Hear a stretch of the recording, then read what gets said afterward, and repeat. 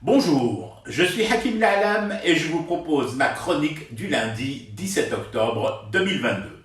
Elle s'intitule Dire que ça va un peu mieux. C'est un gros mot, hein, mais. Alors, les dernières nouvelles. Le FMI, le Fonds monétaire international d'IEL, une partie du monde, révise au vert ses prévisions de croissance pour l'Algérie. Prévisions jusque-là à l'orange, voire au rouge. Notre ministre des Finances confirme l'embellie avec un taux de croissance à 4,7% pour 2022. Avec ça sur la table, on fait quoi? Pouvoir assassin.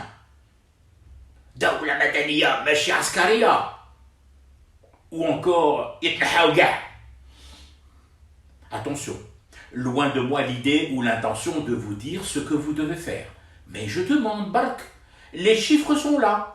Il n'y a pas eu élection truquée pour les obtenir, ces chiffres-là. En la matière, tu ne peux rien frauder du tout. Hein, mais tu plonges sous l'eau, tout le monde voit que tu vas te noyer.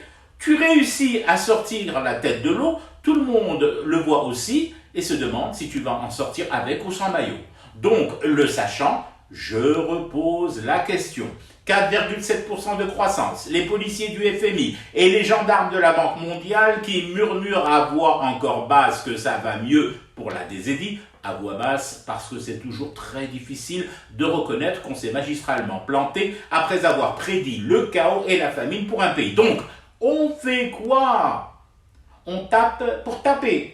On métacrache sur le pays parce que c'est toujours plus facile de cracher sur un clavier Facebook, Twitter ou YouTube que de mollarder sur un taux de croissance officiel et admis à l'international. Wesh, dirou, y a les lumières.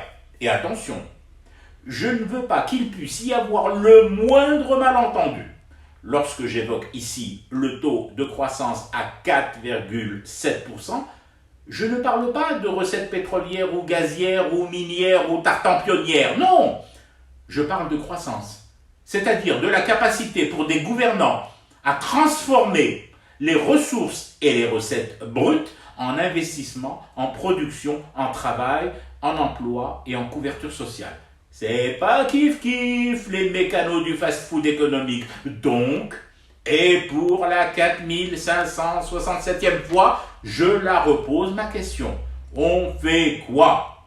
On casse. Parce que casser, tu vois, c'est plus laïquant pour son nombril lustré au monoeil de marque Ned. On dit que tout est noir parce qu'on ne sait même plus tremper ses pinceaux dans un pot de peinture arc-en-ciel.